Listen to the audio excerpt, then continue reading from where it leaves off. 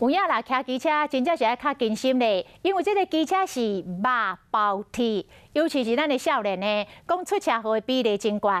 以高雄市来讲，108年，这个全高雄市死伤的人数59800多人，其中这个机车的事故是占65%以上。若18岁到24岁族群，就占2成。尤其是拄领到机车驾照的这个18岁学生囡仔，发生事故的比例占4%。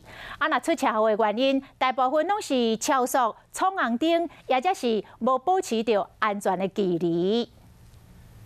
佫是红灯还袂青灯咧，边仔技术就骑出去啊！为着一时的方便，伊就安尼违规倒弯，安尼人袂少。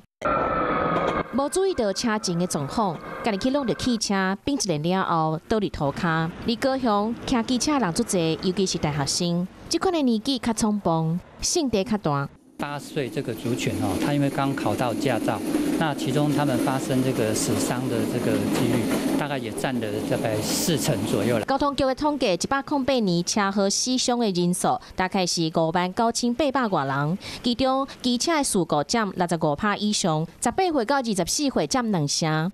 为保持安全的距离，未依规定的减速或让车，以及有一些超速、闯红灯的这个行为。大家都刚会骑车没多久，都喜欢骑快，急刹会钻来钻去，这样比较多。有载女朋友什么的，就会想耍帅。骑伤紧可能会发生危险，警方甲伊提醒者讲，学生尤其是打考到驾照的少年学生，骑车一定要甲速度放较慢嘞，遵守交通规定，有状况的时阵才有反应的时间。